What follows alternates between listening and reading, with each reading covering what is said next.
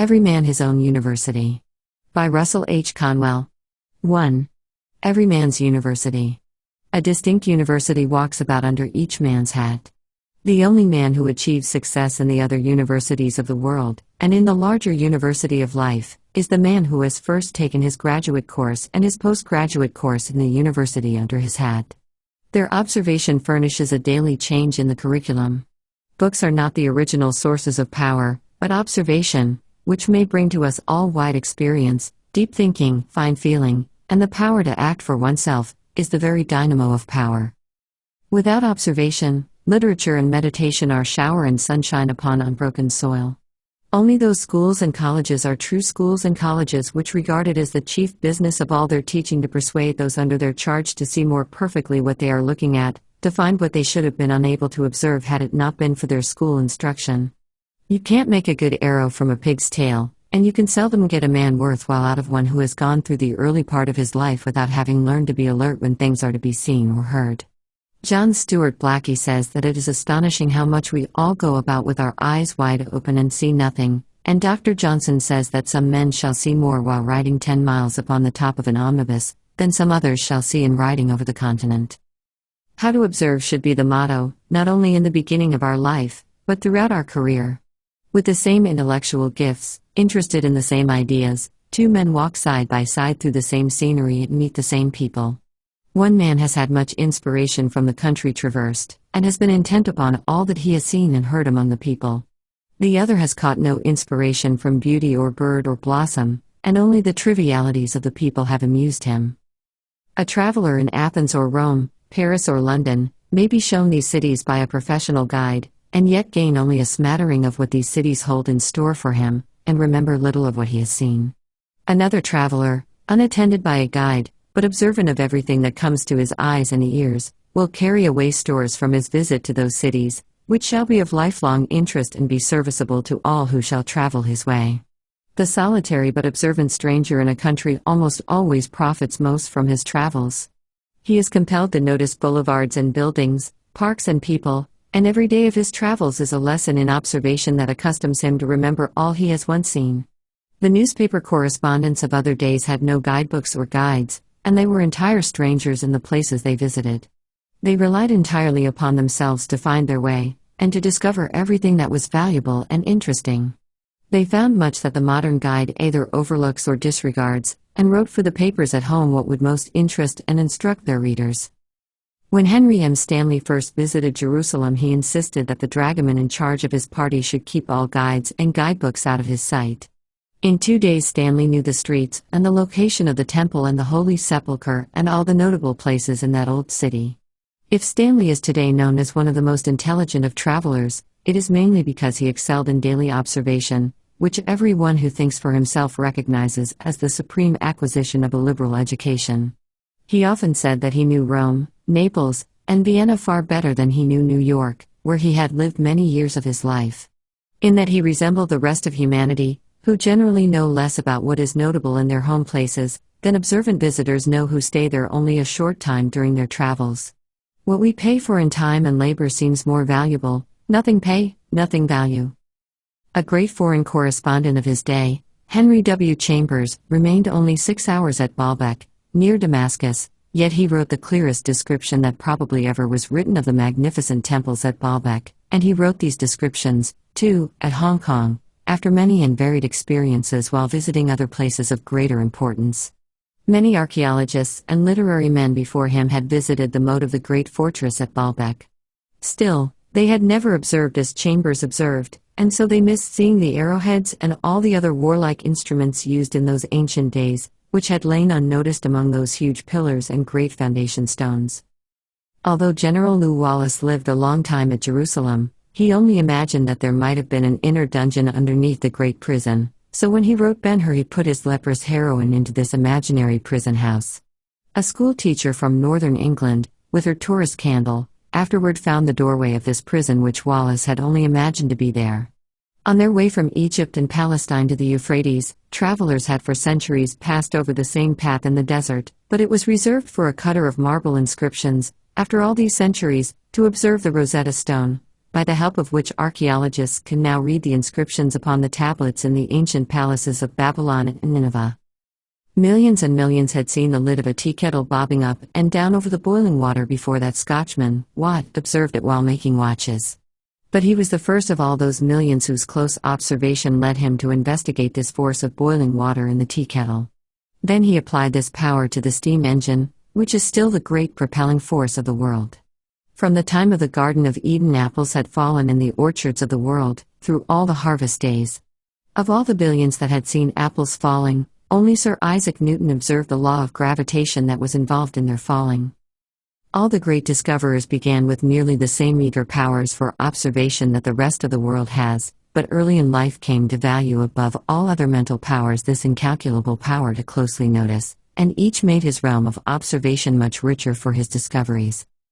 Why do the majority of us go through life seeing nothing of the millions of marvelous truths and facts while only a few keep their eyes and ears wide open and every day are busy in piling up what they have observed? The loss of our instinct seems to be the price we pay today for the few minor acquisitions we get from school and college. We put out our brains to make room for our learning. The man who assiduously cultivates his powers of observation and thus gains daily from his experiences what helps him to see farther and clearer everything in life that is worth seeing, has given himself a discipline that is much more important than the discipline of all the schools and the colleges without it. The greatest textbooks of the greatest universities are only the records of the observations of some close observer whose better powers of seeing things had been acquired mainly while he was taking his courses in that university under his hat. The intellect is both telescope and microscope. If it is rightly used, it shall observe thousands of things which are too minute and too distant for those who with eyes and ears neither see nor hear. The intellect can be made to look far beyond the range of what men and women ordinarily see, but not all the colleges in the world can alone confer this power. This is the reward of self-culture. Each must acquire it for himself, and perhaps this is why the power of observing deeply and widely is so much oftener found in those men and those women who have never crossed the threshold of any college but the University of Hard Knocks. The quickening power of science only he can know, from whose own soul it gushes free. When we look back over our life and reflect how many things we might have seen and heard had we trained our powers of observation, we seem to have climbed little and to have spent most of our time upon plateaus, while our achievements seem little better than scratches upon black marble. Mankind has a greater esteem for the degrees conferred by the University of Observation and Experience than for all the other degrees of all other universities in the world. The only thing that seems most to win the respect of real men and women for the degrees conferred by colleges is the fact that the graduates have first gained all that close observation and wide experience can confer. The lives of the men and the women who have been worthwhile keep reminding us how vastly more important is this education from ceaseless observation than all the mere learning from school courses. It takes 10 pounds of the stuff gotten from observation and experience to carry 1 pound of school learning wisely. The thinking man will never ask you what college you have gone through, but what college has gone through you, and the ability and habit of observing deeply and broadly is the preparation we all need that the college may go through us. Confucius of China, Kido of Japan, Goethe of Germany, Arnold of England, Lincoln and Edison of America, stand where they stand today in thought and action solely because they had in a masterly way educated their power of minute attention. In building up a huge business or in amassing enormous riches, such men as Rothschild, Rockefeller, and Carnegie show us especially how vitally important to all material success is steadfast attendance at the school of attention. The colleges that today are advancing most rapidly in esteem are those which are recognizing more and more the importance of observation. They require their men to spend some portion of their college time in gaining experience in their various lines through observing the practical workings of their calling. Medical students are in hospitals, students of law attend courts, theological students engage in mission work, and engineers are found in shops. Neither lectures nor speculations can take the place of these experiences, each is helpful to the other. When only one may be had, the experience from observing actual work is far more important. Opportunities for observation of practical matters, along with theory, is the modern idea toward which all the best modern institutions are tending in their efforts to fit men for the active business of life. Nor has greatness from careful observation and large experience distinguished men of action alone. Shakespeare, Goethe, Bunyan, Burns, Whittier, Longfellow, James Whitcomb Riley, and a host of the great men of philosophy, science, and literature are where they are today in the esteem of their fellow men, and in their service to humanity, because they were the keenest among the men acute in observation. Footnote 1. The failure to observe is strikingly proved by practical experiment in the psychological laboratory. Reproductions of a familiar or unfamiliar scene are placed in the observer's hands, and they are instructed to study the reproductions carefully and to remember what they see. After 5 minutes careful study, the reproductions are taken away and a series of questions concerning them are put to the observers. The contradictory answers to these questions is strikingly eloquent of the all-too-human inability to observe. Hugo Münsterberg, the famous psychologist, made a number of psychological experiments to determine the limits of error in observation, as these limits affect the credibility of witnesses in the courtroom. Some of his findings are summarized in On the Witness Stand. Your good newspaper reporter is a trained observer who describes exactly what he sees. Yet the manner in which even the trained observer fails to observe correctly is unfailingly demonstrated by the widely differing accounts of the same occurrence as reported in the various newspapers of a community. One of the best ways to learn to observe correctly in detail is to take a hasty glance at the display in a store window, pass on and attempt to recall that which you have seen, the number of objects, what they were, etc., and then check your observing faculties by returning to the window and listing its contents. Continued practice of this sort will greatly increase your observing powers. Perhaps the most famous known exponent of this method for training the observing faculties was Houdini, the famous magician, who describes the method in detail and his experiences in applying it in his memoirs. 2. Animals and the least things. The benefits brought to humanity through the study of lower animal life are incalculable, and could not be told in one book. With all that vivisection and postmortem dissection have revealed to scientific examiners, contagious and infectious diseases have been nearly removed from the human family. We have been taught to live better from observing animal habits in searching for food, in building their habitats, in their mode of living, in their fear of man, and in the methods they adopt to preserve their health. All this knowledge has been gained for us, for the upbuilding of humanity, through the efforts of close observers. They have studied the cat by the hearth, the dog by the door, the horses in the pasture and stall, the pigs in their pens, and the sheep in their folds. Closely associated with the investigators of animal life are those who have observed the origin, habits, and influence of birds, insects, and creeping things. But what we have learned from animals in the past seems only a trifle in comparison with what they will teach when we go to them with more serious purpose and more carefully observe them. The leaders in all these investigations of animal life have all been distinguished for their power to discover in animals what has escaped other people. Professor Darwin's close observation of the doves he fed at his door opened up to him important suggestions and laid the foundation for his great treatise, The Origin of Species. When Professor Niles of the Boston School of Technology was a boy, he caught a minnow while returning from school. At his father's suggestion, he put the fish into a simple aquarium and studied its movements. When it died, he carefully examined its parts under a microscope, and this experience was the beginning of his vast knowledge of the animal realm. While a Philadelphia clergyman was visiting a farmer in northern New Jersey, the family became perturbed because their dog had gone mad. They fastened it in the kitchen and sought somebody to kill it by shooting at it through the window. A neighbor observed the dog carefully and told them it was poisoned. He advised the family to loose it in order that it might get some antidote for itself in field or forest. He told them that cats, cattle, and horses are often compelled to find an antidote for some poisonous herb they have eaten, and that the animals know more about such things than any teacher in the medical schools. As soon as the dog was unfastened, he hastened across the field to a brook, and ate a weed that was growing beside the water. The dog soon returned to the house, and ate heartily after a 2 weeks' fast. The clergyman had followed the dog and observed the plant which it had eaten. After the dog had returned to the house, he uprooted the plant and took some of its leaves to a Philadelphia firm of chemists.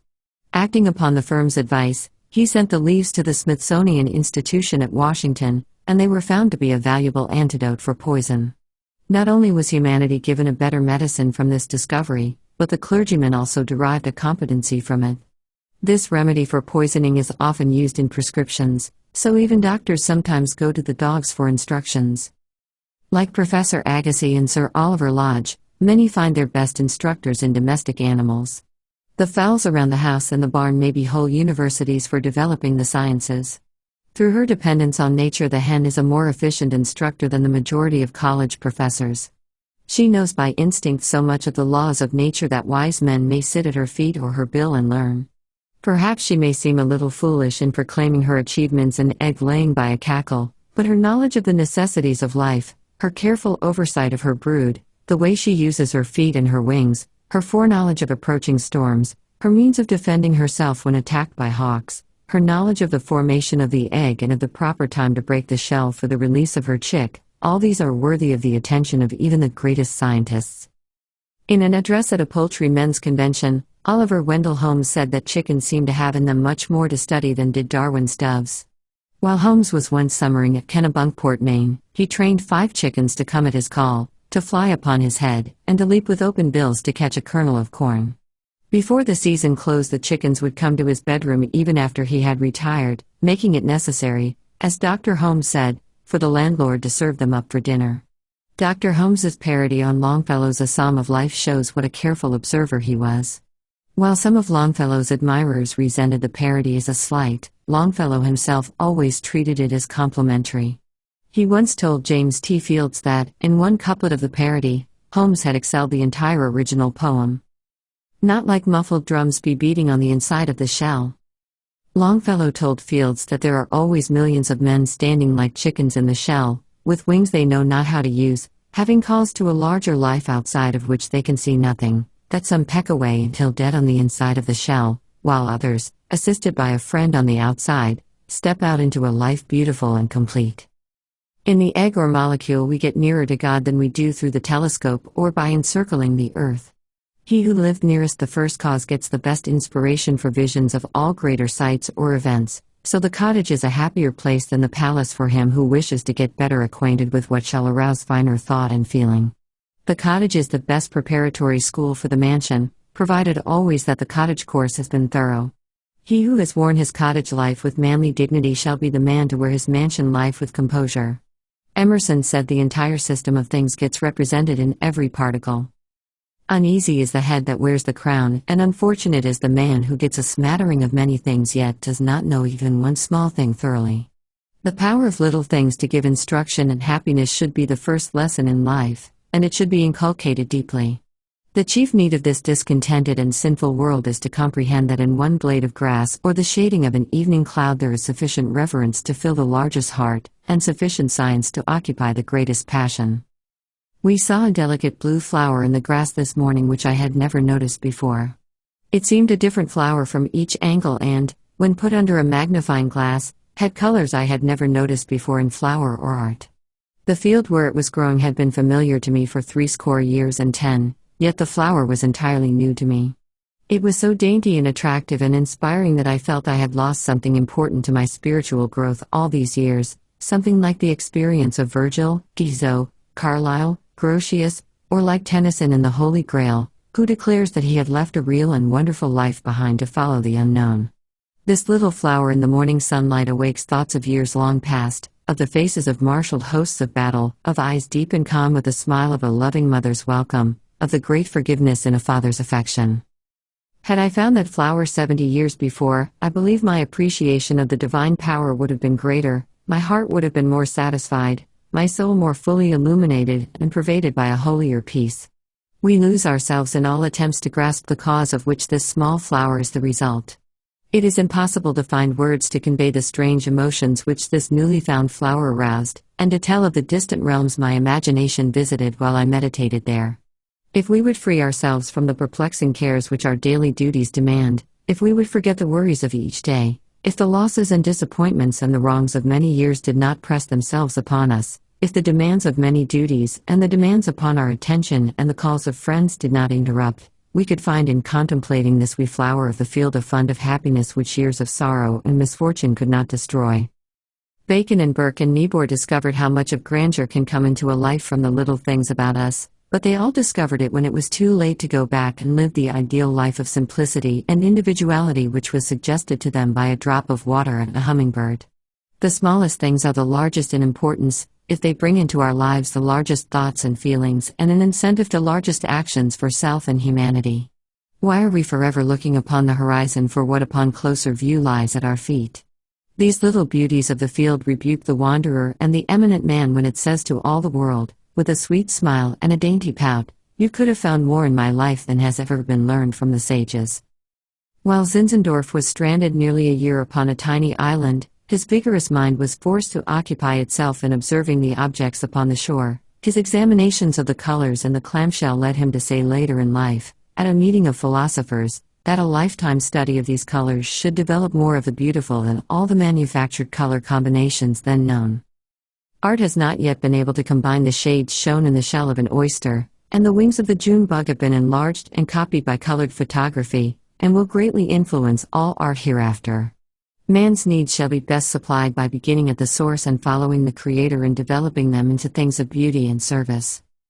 Although the Agricultural Department at Washington spent $8 million in the study of seeds and their growth by sending experts to roam over the world for investigations, yet the observations of Luther Burbank and many like investigators in the agricultural colleges throughout the country have made many more important discoveries.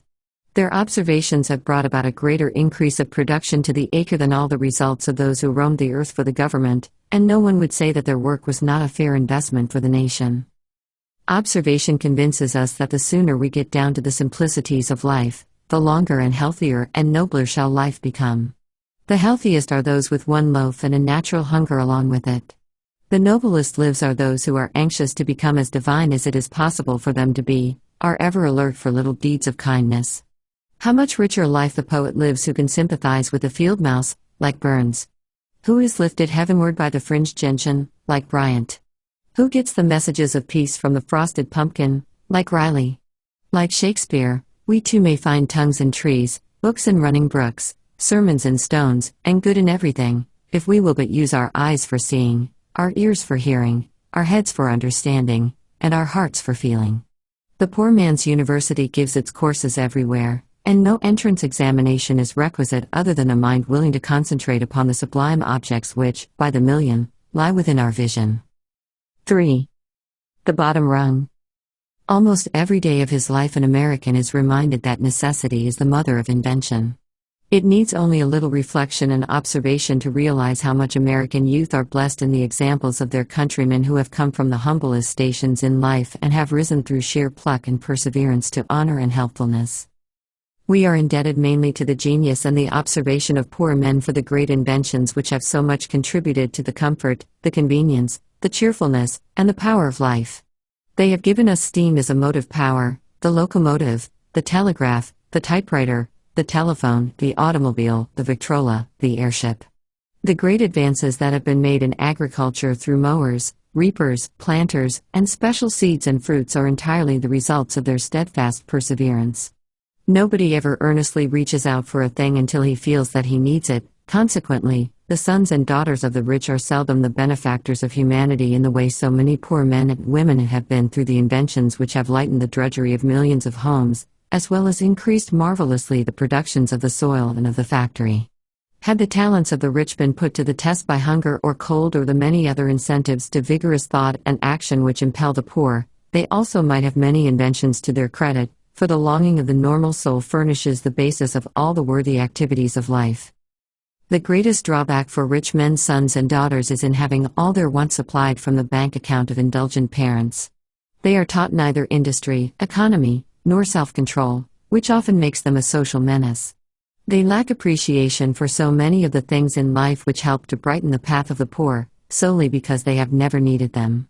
A hungry boy who has stood on the outside of a bakery, clinging to a nickel and fighting a battle with himself whether to invest it in a bit of bread or to take it home to his mother, who has had neither breakfast nor dinner, fully understands the value of $1. The superintendent of the Patent Office at Washington has confirmed the official report of the French Patent Office, that there has been no invention of a special value which has not been either found or improved upon by some poor man.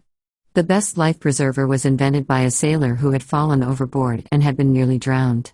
An obscure native of a duchy bordered on 3 sides by powerful nations invented the quick-firing gun, which can fire 600 shots while the ordinary gun is being loaded. It was a poor Cambridge machinist, whose family often suffered from lack of food, who invented the sewing machine, which has changed the condition of home life throughout the world, and relieved women of one of their great household burdens. The ship's chronometer was made practical for navigation by a man who had been lost at sea and despaired of ever again reaching the shore. The locomotive, which has contributed more than any other one thing to the spread of our people over our vast country, was given to the world by an Englishman, Stevenson, who in early life had been so poor that he had little schooling. More than 800 agricultural inventions were patented in 1905 and 1906, and every one of them is the invention of some poor man or woman. As inventors, women have in recent years become close competitors of men, and from kitchen utensils to floor covering have added much to home comfort and home furnishing. All the household articles exhibited lately in a large shop in Chicago were either invented or improved by women.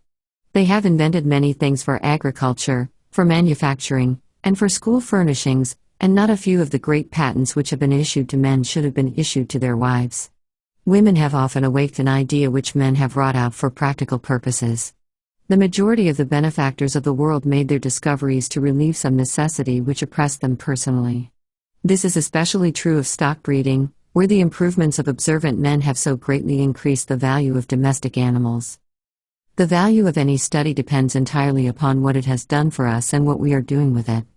Lowell says that mere learning is as insignificant as the collection of old postage stamps. Professor Virchow was obliged to try various foods in his experiments with his own cats, before he discovered what has ever since been of such benefit to all breeders of animals throughout the world. From the earliest days the bee has offered a store of the most useful information, but it would never have been known had it not been for such patient observers as Huber, who, although blind, discovered more about bees than the world had ever known before his day, through the patient service of his wife and valet.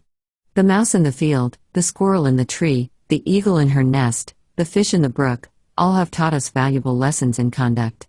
They have doubtless given hints which have enabled observant men to give mankind many a useful invention. When we consider the many thousands of useful inventions which have added so much to the convenience and the happiness of life, and when we bring to mind how almost all of these have come from the humblest of the sons of men with none of the advantages of the so-called higher education, of which we hear so much today, we are forced to agree with Sir Walter Scott that the best part of every man's education is that which he gives himself independent of textbooks other than the book of life. Every real man and woman attends a school or college, not to learn, but to learn how to learn. This is the best work that schools of any description can do. It lays a firm foundation upon which the man who has learned how to learn can build his own superstructure. The men who have achieved success in the march of the ages are those who have been the architects of their own life. Nobody cares a fig where we get our educational tools. The world is interested only in what we are doing with them. We must be self-made or never made, whether we go to college or work in the fields. One teacher can be serviceable to 1,000 of the sort who intend to make themselves, but 1,000 teachers cannot help one of the other sort. Heredity and environment and will are the great deciding factors in every life. Investigations as to the food values of meats, grains, fruits, vegetables, and other foods are now being made by the government, by colleges, and other investigators. This is the movement of supreme importance for the uplift of humanity. But the most of this kind of investigating has been done in household kitchens. It is probable that many of the greatest discoveries as to food will hereafter be made in the same places by those who are inclined to observe. The need of closer scientific knowledge of the chemistry of digestion and the chemistry of food is vital. It should call forth the most self-sacrificing investigation. It is said by those who have carefully studied the subject that 91% of all disease is attributable directly or indirectly to the stomach. Our ailments come mainly from our aliments. Nourishing food is an essential of a noble life. The stomach is the master of the house, and must be respected. A proper diet and a sound head are closely allied, and those who will rightly exercise their soul powers must be watchful of the stomach. Those who would rule and lead must have chest and stomach as well as head and will.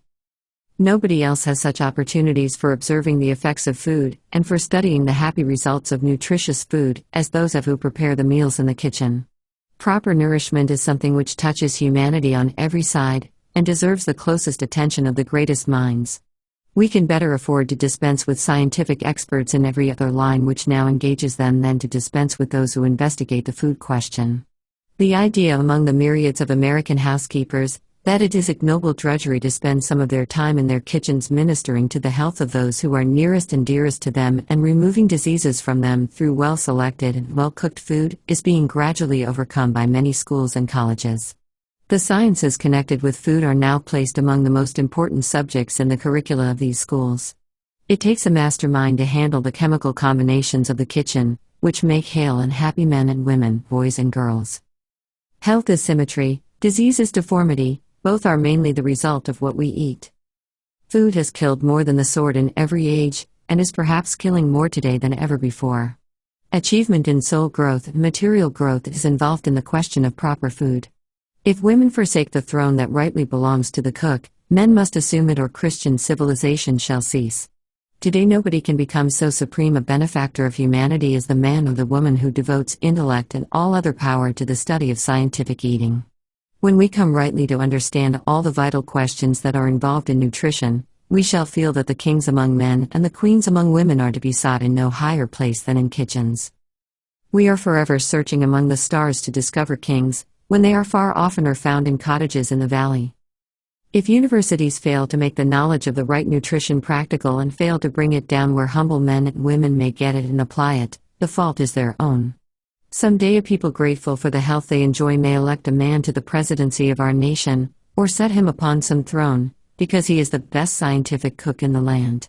Dr. Agnew of Philadelphia said that he had gained his most important knowledge of hospital work as an advisor of the dietitians while feeding his dog and his cat.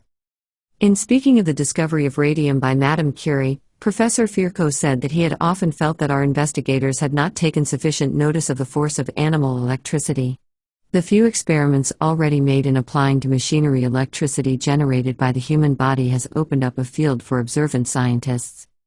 In many ways both birds and beasts contribute to the welfare of humanity, and the observing thinker will still find many more ways in which he can aid us. All forms of life can be harnessed to the car of civilization, and far more effective work shall be done than is being done today. As teachers and as subjects of practical investigation, animals supply a great university which almost every man and woman can attend. 4. Home reading. Carlyle says that a collection of books is a true university in these days. It might be added that often the smaller the collection, the larger shall be the university. Education derived from libraries is unsafe, for book dissipation, as well as drunkenness, ends in debauchery. Toward the end of his long and wide-awake life, Dr. Holmes advised a young correspondent to confine his reading to the Bible, Shakespeare, and a good dictionary. The list of men who have been lifted to higher regions of thought and feeling and action from reading any one of these three would be too long to be compressed within the covers of one book. Books are like two-edged swords, dangerous unless one knows how to use them. They either lead up or drag down, and we sink or rise to the level of the books we read. Everyone reads, but how many read to advantage?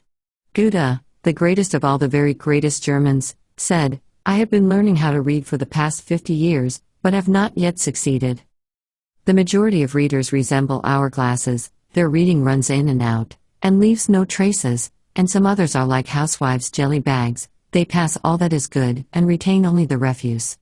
At best, only a small percentage of our life is spent in school, the greater part of the remainder each must pass in the university of daily life, where our education is derived from experience gained through close observation and daily contact with our fellows, and from the fellowship of books.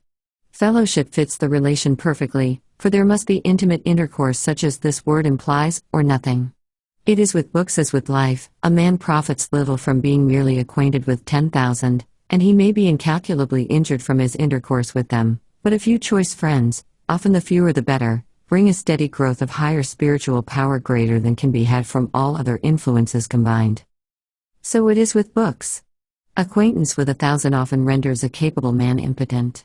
But a few choice friends with whom he frequently and earnestly communes lift him in strength of intellect and will and tenderness and sweetness of feeling to be the peer of the worthiest.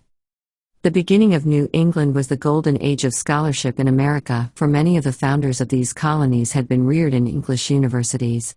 Such was the struggle in these bleak and barren colonies for existence during the first years, that in a few generations the majority of their posterity were strangers to almost all the books of power and knowledge with which their forefathers were acquainted, and were forced to glean all they harvested from the Bible and the almanac, especially the almanac. The almanac was eagerly perused by every member of the family from the dawn of the year to its setting. The reputed thrift of the plain people in this corner of the great world is largely attributable to the lessons of the almanac, mainly Poor Richard's Almanac, which the Bostonian, Franklin, annually edited in Philadelphia for over a quarter of a century. His chief purpose was to drive home forcibly many lessons which might encourage the colonists to get the most out of their hard and isolated lives. Peabody, the successful man of business and munificent philanthropist, said that an almanac and a jackknife were the foundation of the education through which he ultimately did so much good for multitudes of his countrymen. It should be interesting and instructive to know how many more, during the jackknife epoch in New England and the generations since that time, have been indebted to one book for the pluck and perseverance by which they have carved out a place of honor for themselves. Never were books so eagerly, so often, and so carefully read as these poor almanacs. Never, perhaps, has any other book except the Bible been so potent an influence in shaping the life of a nation and shaping it to a high place among the nations, whose beneficent influences have humanized the world. Many a writer has reminded us that the almanac was the textbook studied by our ancestry in beginning the enormous agricultural, commercial, mercantile, manufacturing, and financial interests which in 4 generations have placed us in front of the richest nations of the earth. Think of the many millions of dollars invested in library buildings and the many millions more invested in the books they shelter. Think of the 500 million spent annually in public education, and the hundreds of millions that have been put into college buildings and college breeding. Still, from all this stupendous investment there will never come men and women who will make any more out of their learning than thousands of men and women of colonial days who knew the contents of no books other than the Bible and the almanac. The quality of the literary attainment of those reared in a library may be higher, and perhaps not, but wider and deeper self-knowledge, self-respect, self-confidence, self-culture, self-control, are the supreme objects of all life struggle and educational struggle. Where a man gets the educational tools with which to accomplish all this is not at all important. If an almanac can help one man to get the same life result as another man gets from the polishing of the greatest universities in the world, the almanac is the peer of the university. Whether materials as insignificant as the almanac have been used to attain just such results, the history of our country and of several other countries can readily prove. 3 books made up the Library of Lincoln, the Rail Splitter, of Edison and Carnegie, the Telegraph Operators, but no 3 men of the nation were ever more successful in reaching the goals they set for themselves. Books are today the great universal means of knowing, and knowing them depends upon reading them rightly. It is not so important how many books we read, but how we read them. A well-read fool is one of the most pestilential of blockheads. One book read avails more than 1,000 skimmed. Little reading and much thinking make a wise man. Much reading and little thinking has bred the race which the plain people call learned fools, and these are mainly responsible for any ridicule that is put upon the work of school and college. In these days when the printing press has largely superseded the pulpit and the platform, it is vitally important that men shall be taught how to read rightly and shall be helped to habits of right reading, and no school or college that is decently interested in the welfare of the people can disregard this one duty of teachers above all others. Much of the best in thought and feeling and conduct shall depend hereafter upon the books which we read with careful observation. Every man who has read himself into higher realms is under bonds to make the source of so much bliss and blessedness as admirable and as desirable as possible to all who are strangers to the most pleasant and profitable paths of literature. It is not the quantity of our reading, but the quality that makes it and us an influence for good to our fellows. A man who has read 10 pages with real accuracy, says John Ruskin, is forevermore in some measure an educated person. You might read all the books in the British Museum, yet be an utterly illiterate and uneducated person. Our reading without digestion and assimilation is as useless as our food without them. Bacon says that reading makes a full man, but fullness without digestion is dyspepsia. The books whose reading impels us to live nobly and do noble service for others, are the books, and it is a wicked waste of time to read what is a negative quantity. Whoever masters one vital book can never become commonplace. Thoroughness is the master passion in reading, as in every other undertaking.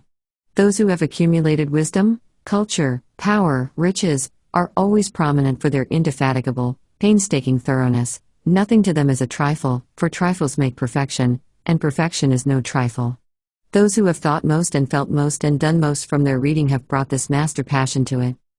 When we begin to become acquainted with all the worthy men and women who trace the beginning of their worth to the careful reading of one book, it seems almost a loss to the world to have the libraries of the world so large. If they were all respectable occupants of their shelves, it might be condoned, but the copyright of millions of books is the only right, human or divine, for their existing at all. Many a country boy at the fireside during the long winter evenings has received inspiration from repeatedly reading one or two worthy books. These have spurred him on to fight his way valiantly through college, and from there to the heights in some worthy life work. If we are true to all that manhood involves, there is no self-deception in the conviction that each one of us is born for kingship. Supreme kingship consists in a stronger moral state and a truer thoughtful state than that of other men, which enables us to guide and raise the misguided and the illiterate. Every thoughtful man and woman ultimately discovers that all education and all literature are useful only so far as they confirm this calm and beneficent kingly power. Emerson's man-thinking is the supreme among human beings. The best that can be known and experienced lies asleep in books, and one of the chief purposes for getting an education is to give us the well-made head and the finer feeling to awake this best knowledge and experience in these sleeping princes. De Quincey reminds us that all the greatest books may be divided into the literature of knowledge and the literature of power. They have all been written in utmost sincerity by the right-minded and the strong-minded. They disclose boundless fields for soul refreshment and soul expansion. In the march of civilization, the men and the nations that have forged farthest ahead since Gutenberg invented printing are the men and the nations that have had most to do with the few books of knowledge and power of the greatest and the wisest. There can be no better test of a man's thought and feelings and actions than the books he reads and the books he keeps around him, and there is none so desolate as the poor rich man who lives in a great bookless house, and has never fed upon the dainties that are bred in books, as John Milton says. The very presence of books is refining, and the right kind of man would as soon think of building his house without windows as of furnishing it without books. In every well-regulated home of intelligent men and women, the library is always one of the annual items of expenditure. When we have learned how to consult the books of knowledge and power, they let us mingle with the best society of all ages. They make the mightiest men and women of words and deeds our advisors. They bring us the gold of learning and the gems of thought, and they furnish us with the soul food which brings the proper kind of soul growth. Such books are the safest of companions, for they protect us from vice and the inferior passions. More than ever they are today indispensable for all who are striving to do the higher work of civilization and Christianity. Every real book we really read gives us greater faith in the goodness and the nobility of life. As Lowell says, adds another block to the climbing spire of a great soul. The other sort which swarm from the cozy marshes of immoral brains, the sort also who rack their brains for lucre, do the devil's work for him, and are as baneful as the company of fools and vulgarians. Show an observant man your bookshelves, and he'll tell you what you are. The man who does not love some great book is not worth the time we spend in his company. We are fortunate if we are not in some way contaminated by him.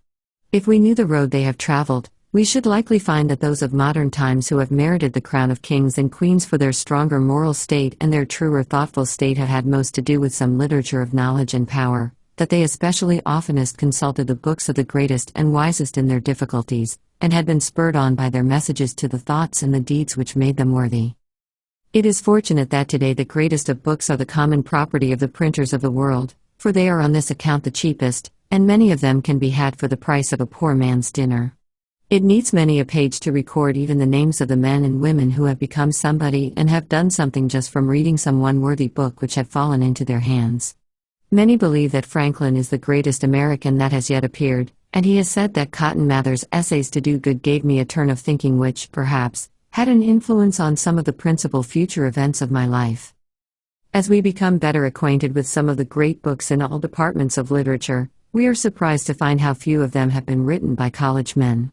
This by no means belittles the good that may come from a true college course, but it does seem to emphasize that great books need some other environment for their growth than exclusive college courses. Perhaps the need is solitude, communion with nature, and frequent intercourse with the world's greatest and best in thought and feeling and action for the work. College-bred men are in a marked minority among the authors whose great books have been and are a potent force in shaping thought and conduct in the world. It is notable how few of these have anything commendatory to say about the influence which their college life had upon them and their accomplishments. Many even of the textbooks of schools and colleges have come from men whose powers were shaped by no school. How many textbooks of medicine and law were prepared by physicians and lawyers whose knowledge was gleaned mainly from keen observation and long experience and deep thought? It was no mere college education, but the sharpest home observation and the strictest adherence to their instincts and their individuality that made forceful writers of Mark Twain, the Mississippi Pilot, Bret Harte and William Dean Howells, the typesetters, James Whitcomb Riley, the itinerant sign painter, Joel Chandler Harris and Eugene Field, the newspaper reporters, and Walt Whitman, the carpenter. Of the 4,043 Americans with over $20 million to their credit, only 61 had even a high school course. Many among them, however, had high-class mentality and secured a comprehensive practical education. They have evidently been as alert to perceive the treasures hidden for them in the world of great books as they have been to perceive the treasuries hidden for them in their various enterprises. So we find that they have consulted the master spirits of books after their daily tasks were done, while myriads of those who scoff and sneer at them now because of their millions were feasting, frolicking, and dissipating. Among the highest types of American manhood today, a large majority are the new rich men. Whatever else may be said about them, all the world acknowledges that it is the parvenus in every land who do the largest part of the greatest work. The larger our horizon becomes, the stronger is our conviction that the man himself is mainly the architect of his own fate. Others may give an occasional lift, but it is almost entirely his own work. The college can do something for the headpiece, and it should also give something for the heart side and the power to dare and to do, but all the external training in the world can never attain for the man what he can attain through his own individual efforts, provided he has lofty aims, firm resolutions, closely observes, and strictly adheres to all his best inborn powers. There was no college for David, Homer, Socrates, Plato, Confucius, Alexander, Caesar, Dante, Luther, Shakespeare, Napoleon Washington, Franklin, Goethe, Jesus, and tens of thousands of great or lesser men than these. They all marked out their own course, planned their own spiritual palaces. All the barbed wire entanglements in the world did not retard their indomitable courage, self-reliance, and self-help. Perhaps the chief use of all learning establishments, except those which have to do with what the Germans call bread studies, is to awaken the pupil's self-respect, which is the basis of all virtue, and to cultivate the powers that shall fit the pupil to consult for himself the knowledge and power books of the greatest and the wisest. They also can in these days do yeoman service in giving the bread studies through which men shall be better able to do the world's work and thereby earn better wages. 5. Thoughtfulness. President Woolsey, head of a great university, said that one of the chief purposes of the college is to cultivate the power to think. The college man who neglects to cultivate this valuable power until he enters upon his college career, instead of beginning it in the kindergarten and continuing it unremittingly throughout his entire preparatory course and daily living, will be liable to make sorry work of this part of his cultivation, or any other part, while he is in college. The specialists who teach in colleges, and who are generally more interested in their specialties than in the science and art of education, may not be conscious of this, and yet the many educational wrecks that have come from colleges should long ago have brought this point most forcibly to their attention. Indeed, the power to think and the practice of thinking until it has become second nature, are so essential for success in any worthy career in life, that it is truer to say that one of the chief purposes of life itself is to cultivate and exercise the power to think, and keep right on thinking until close thinking shall become a habit. The power to think clearly, broadly, and successfully is not necessarily the prerogative of those only who have lived in a college environment, as the biographies of our own 4,000 multimillionaires in this country so cogently prove, for few of them ever darkened the doors of a college. Some among them may have been bereft of all the nobler sentiments for which Christianity and America stand, but they never could have piled up their millions in every department of activity without having thought so long and so hard that they ultimately acquired a habit of thinking that should put to shame myriads in every land who have had all the advantages of universities. The power to think, and to think in a masterly way, need not be confined to the professor's chair. Any sphere of action which does not bring into the worker an increase of thinking power is harmful, from university to street sweeping.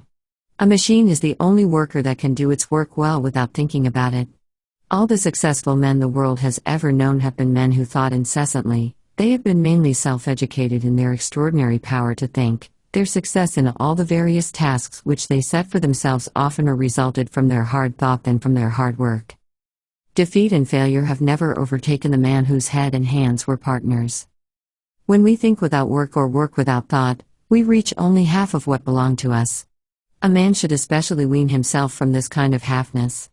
We should be ashamed to find ourselves working without thought, as we should be ashamed to find ourselves idle in a world where there is always so much to be done and so little time allotted to each for accomplishing worthy work.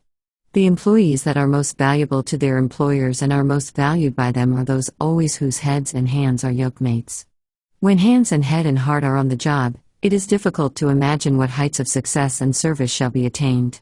The farmer boy hoeing corn and digging potatoes will do better work in quantity and quality if he thinks about his work as hard as he hoes or digs. There can be little danger of failure for any young man who begins his life work with the resolution that he will always give his best thought to even the most insignificant task that he assumes, and all the schools in the world cannot furnish him any advantage that can compare with this resolution steadily followed. Nor must the habit of thinking be exercised only upon work.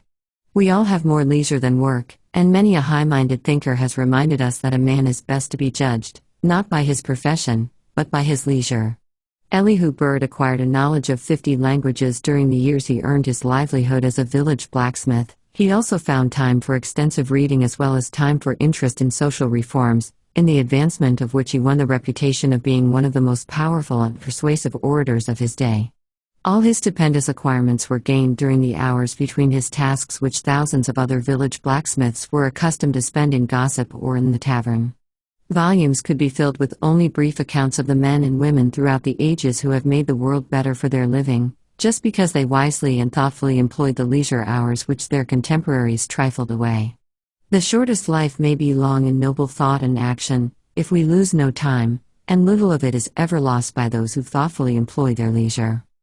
Thoughtful men and women are always doubly valuable, no matter whether their work is what the world calls high class or low class. The streets are better swept by such a man, and the potatoes are better hoed, the floor is better scrubbed by such a woman, and the clothes are better washed. If our work does not afford us the chance to think while we are employed upon it, we owe it to ourselves and to humanity to toss it aside quickly.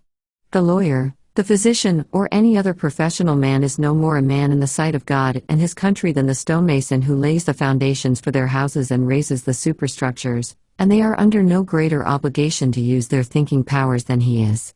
The place we occupy in life is unimportant, the way we fill the place is everything. The stonemason, Ben Jonson, built stone walls and houses by day, and at night built dramas and other poetry which have been surpassed only by his contemporary Shakespeare.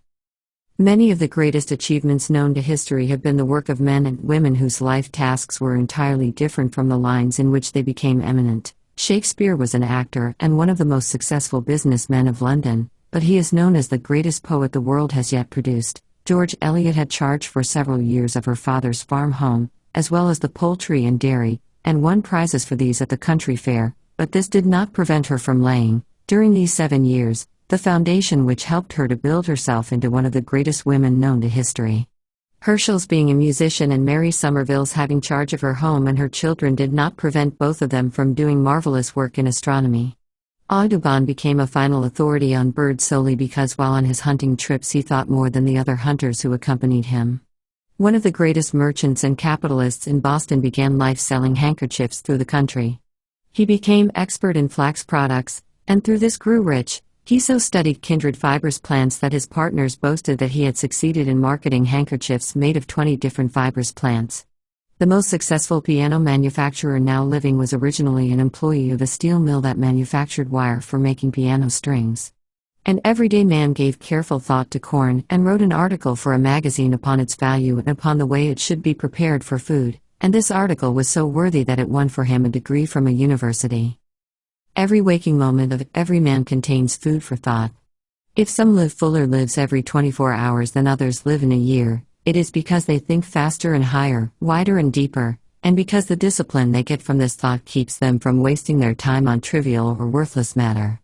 A puddler in Youngstown, without education beyond the district school, began to think about the iron that was softened in the furnace before him, and asked questions of the older employees and the foreman. Then he read upon the subject and became so capable in mining and iron manufacturing that when the Youngstown plant was sold to the Great Steel Corporation he was the largest stockholder in 47 great companies manufacturing iron. Some men's hearts grow as hard as their gold while they are amassing riches, but his heart seems to have softened in proportion to the increase of his riches. His life is given to numberless good deeds, chief among which has been his endeavor to impress upon all workmen the necessity of letting both their heads and hearts assist their hands. Neither man nor boy, woman nor girl, need despair of doing great things and being great men and women, if they will constantly carry out this advice. He is really the best educated man whose attention is primarily directed to his soul growth, to his power of thinking, for feeling, and for noble action. 6. Instincts and individuality. God has given us a full kit of watchmakers' tools, and if, after all the centuries of civilization, we are doing thinkers' work with them, something must be wrong with the educational methods. When God sent us here, He packed us with all we need for high-class manhood, our instincts and our individuality especially well done up, but often in the unpacking by the schools we have been sadly marred, and these God-given endowments seem to have been frequently thrown upon the rubbish pile. They seem to have dulled our instincts and to have despised our individuality, in order to make room for our requirements. Like all that emanates from God, instincts and individuality have been bestowed for a wise purpose. They are indispensable endowments if we shall become the kind of man God seems to have had in mind when He sent us here. What justification have the teachers of civilization for failing to perfect these powers? What right have the little men of the schools to drive them entirely out of their scheme of education? John Ruskin complains in King's Treasuries that modern education for the most part signifies giving people the faculty of thinking wrong on every conceivable subject of importance to them. If this is even partly true, there is no pursuit today that demands from the man who is working in it more presence of mind and more self-direction than the business of getting real education. Those who are today conducting what we are foolish enough to permit them to call education are often both blind and deaf to all that efficient education implies. To seek direction from them is like asking the road from a blind man. Many are also connected with the schools apparently as others are connected with hod carrying and street sweeping to procure a livelihood. Often their highest conception of the work is education, to make sharp blades of the intellects for what they call getting along in the world. Then many of the instructors in schools and colleges are merely specialists, mainly interested in their specialties, and using the classroom as a stepping stone to their own purposes. Extreme specializing is narrowing. It does to the specialist what blinkers do to the horse's eyes. Excessive pursuit of single objects of thought atrophies many faculties, but education is the complete development and discipline of all the faculties. Perhaps these are some of the causes why so many original and thinking men and women are so hostile to present-day schools, and accuse them of mainly being places that polish pebbles and dim diamonds, and say so many other harsh and cutting things about them. Learning seems to be the chief occupation of those who profess to educate. Learning for its own sake plays a very insignificant part in the spiritual equipment of God's children. To a true education it seems at best only what the carpenter's kit is to the carpenter, a means to an end. Like all other lumber, its importance depends entirely upon what is built out of it. These original and thinking men and women have often said hard things of mere learning and of those who dole it out at so much a unit, because they believe that undue stress is laid upon it. They sometimes say that universities are not educating institutions, but merely seats of learning, and often they are very narrow seats, difficult for self-respecting people to stiffen their backs enough to sit upon.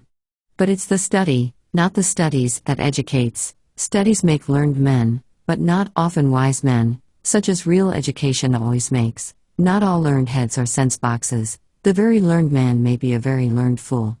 The learned frequently put out their reasoning powers to make room for their learning. It requires 10 pounds of sense to take care of 1 pound of learning. Solomon made a book of Proverbs, but a book of Proverbs never made Solomon. Sense without learning is 1,000 times superior to learning without sense, and in the stately edifice of life, school and college are only the basement walls. Wisdom and learning are not necessary companions. The great things that have conduced to the betterment of the world have been done by men who have been loyal to their individuality and true to their instincts, never by the merely learned.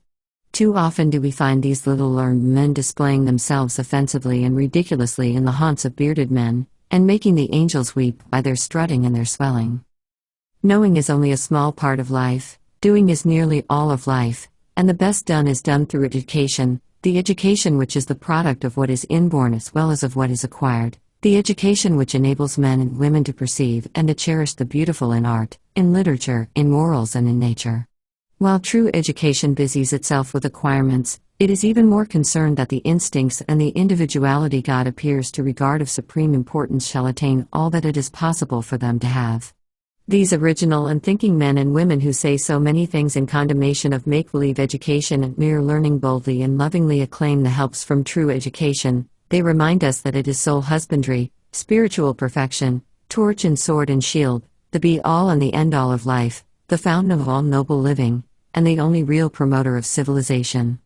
They claim that education of this sort simplifies life, facilitates self-conquest, intensifies individuality, unfolds and uplifts manhood, breeds habits of thinking, feeling, and doing, debestializes, emancipates, humbles, and civilizes, that it searches for truth, loves the beautiful, desires the good, and does the best.